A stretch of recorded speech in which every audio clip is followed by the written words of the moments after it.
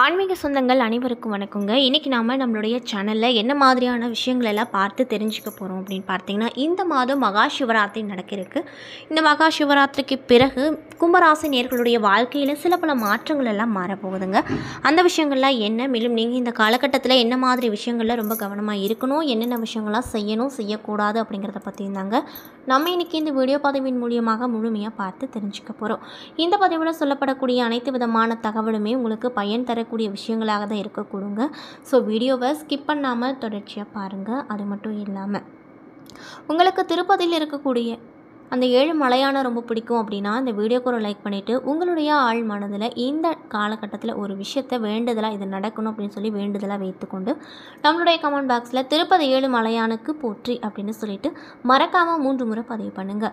நீங்கள் இந்த சமயம் அந்த கடவுளை நினைத்து இப்படி ஒரு விஷயம் செய்யும்போது கண்டிப்பாக நீங்கள் என்ன விஷயம்லாம் நடக்கணும் அப்படின்னு சொல்லி வேண்டுதலாக நினைக்கிறீங்களோ அந்த விஷயங்கள் அனைத்தையுமே அந்த திருப்பதியில் இருக்கக்கூடிய 7 மலையான் நிச்சயமாக நடத்தி கொடுப்பாரு. ஸோ நம்பிக்கையோடு இந்த ஒரு விஷயத்தை பண்ணி பாருங்கள். மேலும் இது போன்ற ஆன்மீக தகவல்கள் அனைத்தையும் உடனடியாக பார்க்கணும் அப்படின்னு நீங்கள் நினச்சா நம்மளுடைய சேனலை மறக்காமல் சப்ஸ்கிரைப் பண்ணிவிட்டு கீழே இருக்கும் பெல் ஐக்கானையும் மறக்காமல் கிளிக் பண்ணுங்கள். அப்போ தான் நம்ம சேனலில் போடுற ஒவ்வொரு வீடியோவுமே நோட்டிஃபிகேஷன் மூலியமாக உங்களுக்கு உடனுக்குடனே வந்து சேருங்க. ஸோ இப்போ வாங்க நம்ம வீடியோக்குள்ளே போய் முழுமையாக பார்த்து தெரிஞ்சுக்கலாம். கும்பராசிக்காரர்களின் குணம் பொதுவாகவே எப்படி இருக்கும் அப்படின்னு பார்த்தீங்கன்னா, தன்னம்பிக்கை, மற்றவர்களை மதித்தல், உயர்ந்த சிந்தனை போன்ற நற்குணங்கள் அப்படிங்கிறது இவங்களுக்கு இயற்கையாகவே இருக்கும். சுதந்திரமான போக்கு கொண்டவங்களாக இவங்க இருப்பாங்க. ஆனால் தனக்கென தனி விதிகளை வகுத்து அதற்கேற்றாற் போல் வாழ்க்கையை நடத்தக்கூடிய ஒரு தன்மை பெற்றவர்களாக தான் கும்பராசி அன்பர்கள் இருப்பாங்க. இவங்க கிட்ட போய் நீங்கள் ஏதாவது அட்வைஸ் பண்ணுறீங்கன்னா அது எடுத்துக்கவே மாட்டாங்க. அவங்களுக்கு அட்வைஸ் பண்ணுறது அவ்வளோ பிடிக்காது. ஆனால் மற்றவங்களுக்கு இவங்க நிறையவே அட்வைஸ் பண்ணுவாங்க. அப்படிப்பட்ட ஒரு சாமர்த்தியம் இவங்கக்கிட்ட கண்டிப்பாக இருக்கும் அப்படின்னு சொல்கிறாங்க. மேலும் மற்ற சமூகத்தாரையும் சகோதரர் மற்றும் சகோதரி போல் பாவிப்பாங்க. மற்றவர்களுக்கு உதவி செய்வதில் சமுதாயத்தின் மீது அக்கறை அதிகளவு கொண்டவர்களாகவும் இருப்பாங்க. ஏழைகள், ஆதரவற்றவர்கள் மீது இரக்கம் அப்படிங்கிறது அதிகமாக இவங்க காட்டுவாங்க.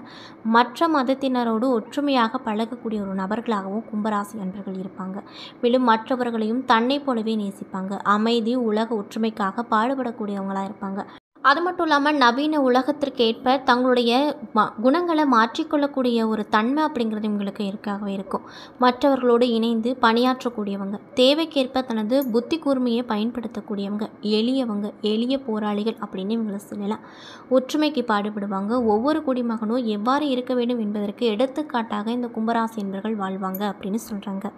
மட்டும் இல்லாமல் இந்த கும்பராசிக்காரர்களுடைய பலவீனம் அப்படிங்கிறது என்னென்ன விஷயங்கள் பார்த்தீங்கன்னா, பேராசையும் சோம்பேறித்தனமும் கும்பராசிக்காரர்களின் முக்கிய பிரச்சனையாக இருக்கும். நடந்து முடிந்த விஷயங்களை எண்ணி எண்ணி இவங்க வருந்தி கொண்டே இருப்பாங்க. யாராவது ஏதாவது சொல்லிவிட்டால் கூட மனம் உடைந்து போவாங்க. பயணம் செய்வது அப்படிங்கிறதே இவங்களுக்கு ரொம்பவே பிடிக்கும். ஆனாலும் எந்த பயணமும் நன்மையில் முடியாது.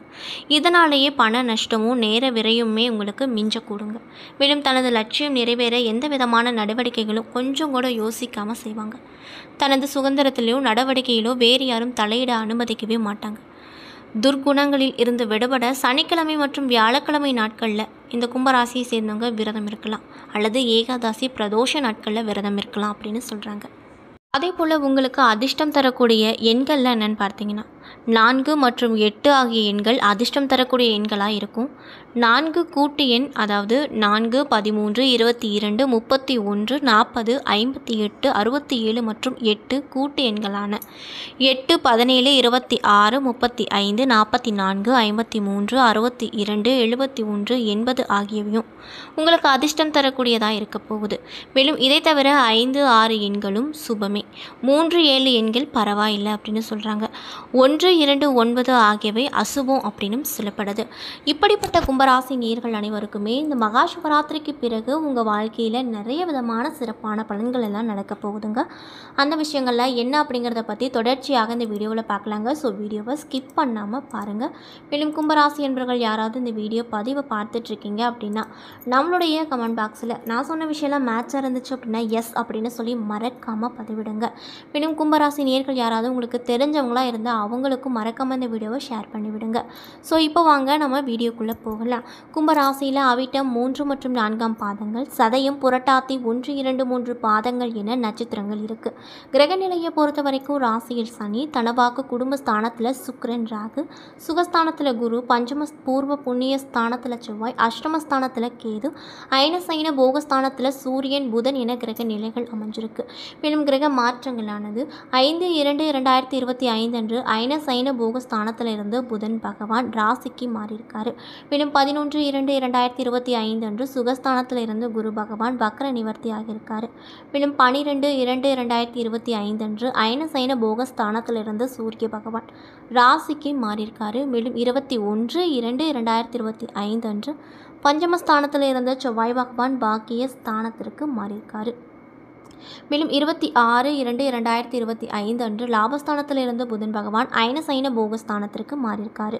இதனால் உங்களுக்கு இந்த மகா சிவராத்திரிக்கு பிறகு என்னென்ன விதமான சிறப்பான பலன் எல்லாம் அடைய போகிறீங்க அப்படின்னு பார்க்கலாங்க. ஸோ வீடியோவை ஸ்கிப் பண்ணாமல் பாருங்கள். நீங்கள் இலகிய மனம் படைத்தவங்களாக இருப்பீங்க, பொறுமையும் நிதானமும் உடையவங்களாக இருப்பீங்க. மேலும் இந்த காலகட்டமானது உங்களுக்கு மகிழ்ச்சி தரக்கூடிய சம்பவங்களை ஏற்படுத்தி கொடுக்கும். அதில் எந்த ஒரு மாற்று கருத்தும் இல்லை அப்படின்னு சொல்கிறாங்க. மேலும் உடல் ஆரோக்கியம் ஏற்படும், எதிர்பாலினத்தாரால் லாபம் அப்படிங்கிறது கிடைக்கும். இதனால் சந்தோஷகரமாக நீங்கள் இருப்பீங்க அப்படின்னு சொல்லப்படுதுங்க. மேலும் மற்றவர்களுக்காக உதவி செய்ய நேரிடும், பணவரத்து கூடும், வீண் அலைச்சல், திடீர் கோபம் உண்டாகும்.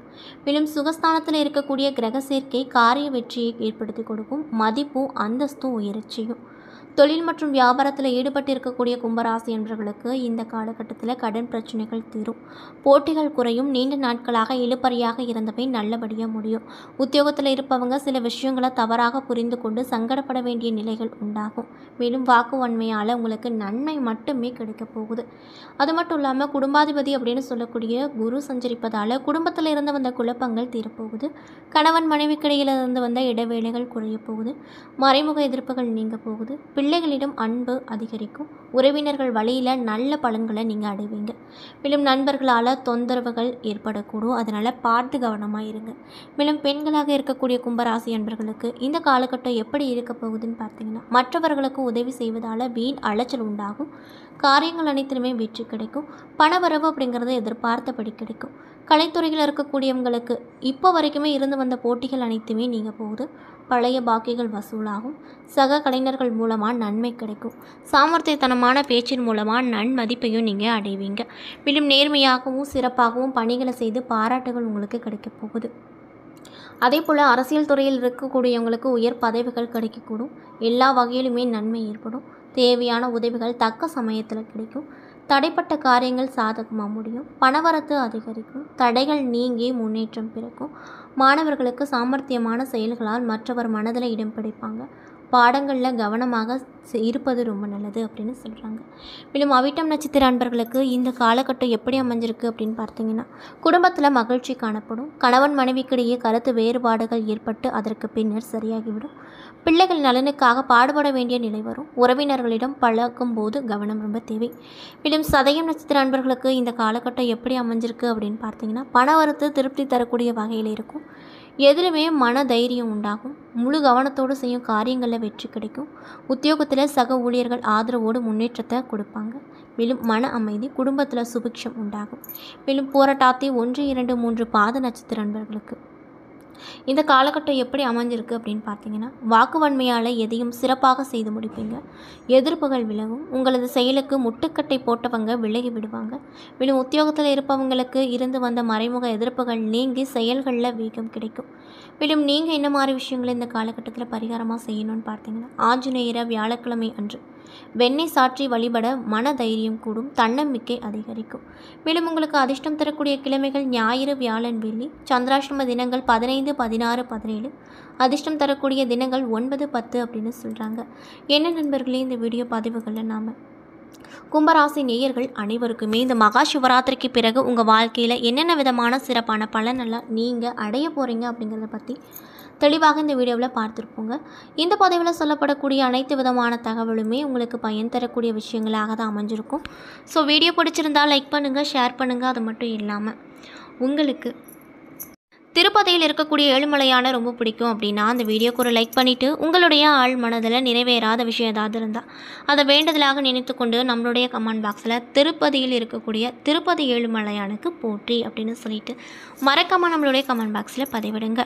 மேலும் இது போன்ற ஆன்மீக தகவல்கள் அனைத்தையும் நீங்கள் உடனடியாக பார்த்து தெரிஞ்சுக்கணும் அப்படின்னு ஆசைப்பட்டால் நம்மளுடைய முருகன் ஆஸ்ட்ரோ சேனலை மறக்காமல் சப்ஸ்கிரைப் பண்ணிவிட்டு கீழே இருக்கும் பெல் ஐக்கானையும் மறக்காமல் கிளிக் பண்ணுங்கள். அப்போ தான் நம்ம சேனலில் போடுற ஒவ்வொரு வீடியோவும் நோட்டிஃபிகேஷனாக உங்களிடம் வந்து சேரும். நன்றி.